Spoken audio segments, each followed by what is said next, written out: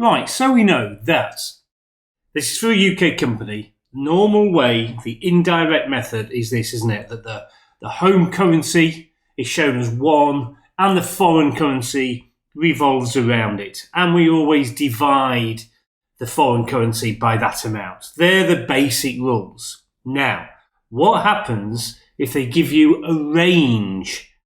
That's how the bank makes a profit, by giving you a range for the foreign exchange. Do you divide by the left or do you divide by the right?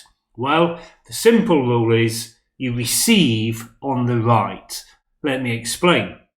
A UK company is going to receive $150. So you take the foreign currency, you know it's the normal way round, so you divide, and then you think, is it a payment or a receipt? It's a receipt, and I receive on the right. I take the range on the right. $100. Simple as that. So, what if it was, we're going to pay $150? Well, if I receive on the right, surely I must pay on the left, mustn't I? So if I'm going to pay $150, you take $150, you still divide, you say to yourself, right, is it a payment or a receipt? I receive on the right, I must pay on the left.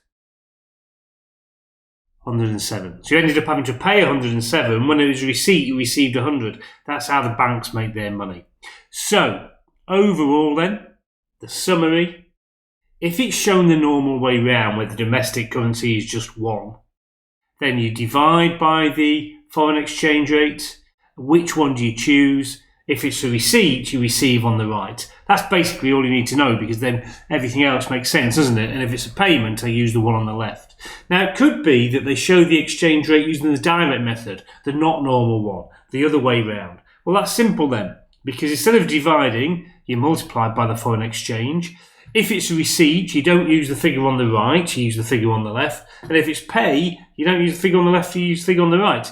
I.e., all you really need to remember are those. As long as you've got those in your head, then if the exchange rate's the other way round, then you know everything's the other way round.